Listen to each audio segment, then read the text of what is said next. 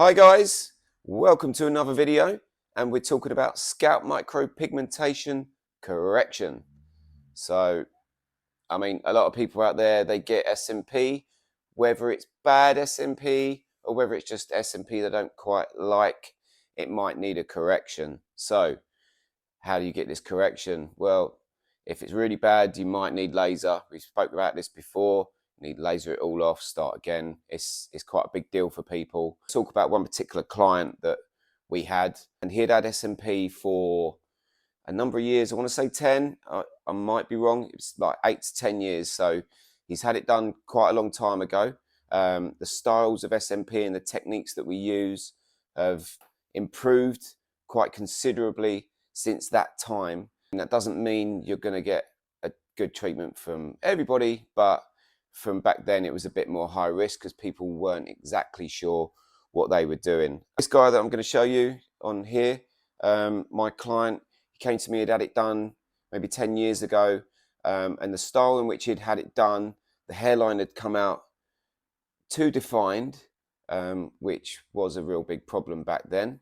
And also all through the top, it was kind of this cloudy finish. So what nowadays I like to see on a client is real fine pinpoint impressions with multiple shades. So when you're looking at the head up close, you see this kind of grainy texture going on. So a thing that used to happen back then, and what's happened with my guy here, where they've been tapping away at the scalp, they just tap away. They've probably used a similar shade like on each subsequent session, and they're just tippy tappy. And what happens is, even if you're doing a really fine impression, if it's too fine and you're not kind of stretching the skin, all you get is this kind of cloudy look that just covers the scalp. There's no real definition to it. So this is what happened, and it looks quite dark in the photos, but if we scoot through to one from the top, like we can see there, okay, on this picture, from the top it was light, so all the scalp was covered in a kind of matte finish, but it was really light. But then you had this hairline that became really defined. So we did a test patch on the laser, which you can see if we zoom into this photo here, and you can see how much has actually got removed from this area that looks pretty light. So once we'd done that test patch, we left it about 3 or 4 weeks to see how that healed.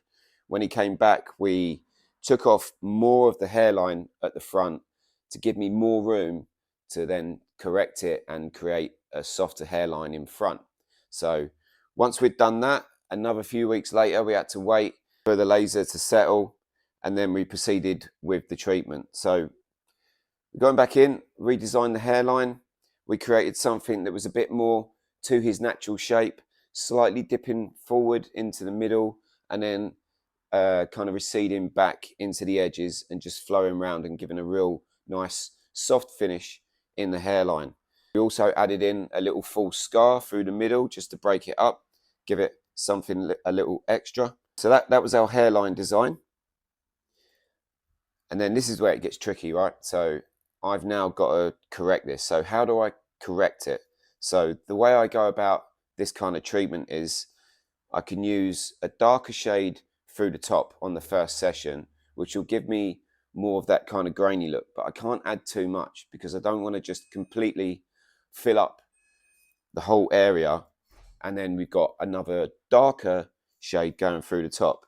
Okay, so that darker shade that we add into the top, I've got to place it around into any lighter areas and miss out any darker areas. So this is what I do on the first session through the top. Now where we get to the front bit of this hairline, I've now got another problem because we've got this defined hairline. Usually on SMP, if it's not been done quite right, a lot of the ink gathers at the front. So I'm adding a darker shade through here to create a bit of grain, missing out any lighter, any darker areas and adding it into the lighter areas. Now when I get close to the front, I've got to ease off again so that I don't lay in too much of the new shade on there. Once I've got to that area, we're now going to move into the front area where we're creating that softer hairline. So I'll use a lighter shade and I'm going to add that into the front. So the density that I'm using is quite close together, just on the front of the old hairline, and then breaking it out to give us that looser look into the front. Now, I'll say the trouble is, but this is the process that has to be done, right? So we do the first session, I'm through the top with a darker one, I ease off slightly towards the hairline, then I add a lighter shade in front of that. So after the first session, as you can see, if I show you on here, after the first session, we can see there, that's where it's healed. And it doesn't look pretty because you've got this old SMP, you've got new SMP in front of it, you can still see loads of skin. In the back, you've got like darker impressions, and then you've got big gaps where there are no impressions. But this is how it has to be done to create a correction on SMP like this. So after we've done the first session, they go away, that heals and settles down, and come back to me for the second session. Okay, so second session, this is using a darker shade again. Okay, so we're going to go all the way through the top, but I'm going to get in between everything that I've done on the first session through the top. And that'll give me that really grainy texture. As I'm getting to the sides and to the back, I'm just going to be going in between what I've done before and easing off and scattering out, which will give us a really nice blend with two different shades, plus the old SMP underneath. And then again, as we get through to the front, we've now got more density through the middle. It's looking a lot more even. We've got two different shades working on there, plus the third shade of the old SMP. And then as I get to the front, it's now a matter of me trying to connect this old SMP into the new SMP at the front. It's not for beginners. It's really difficult to do, but I then use that darker shade that I've used and blend it into the lighter shade that I've got at the front. I get really fine into the detail around the old SMP. And the idea is to blend out that harsh old SMP hairline, which was pretty successful. Okay, we look on the second session, it looked amazing. You had that little scar coming through, you had that softer finish, we had that grain through the top.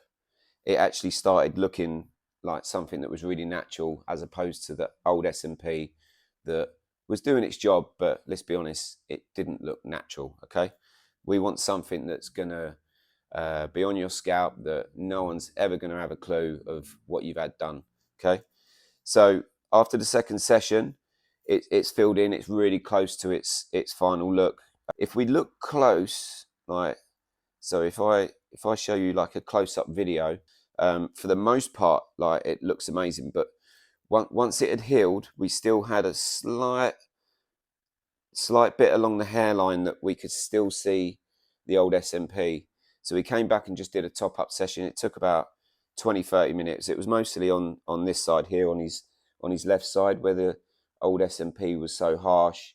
It was really difficult to fade that out. So we came back and we did just a final touch-up session. It only took me 20-30 minutes, and I just scattered a few more impressions into this area here that helped blend out that hairline. And we got to the end and it looked amazing. So here's us just wiping it out. We got that fake scar going through the middle, and we've got that really, really soft hairline, and we've got that grainy texture all going through the top. So it's really amazing how I was able to change that. So if you take a view from the top like this one, and we can see, like, if we zoom into that, we can see the nice grainy texture, and as it's getting to the front, really softening out. Okay, so great success with that one. It's a really challenging thing to do. Bishop shades was used on this client. On the first session, we used number 7. You can see here, number 7 is part of the light set. So we use shade number 7 on the top, first session. Shade number 8 right on the front to give it that lighter, softer finish. On the second session, I went through with shade number 6, which is the lightest one of the medium tones, and that went all the way through and blended into the front. And that's it. So amazing. If you haven't got Bishop shades, you better get on it.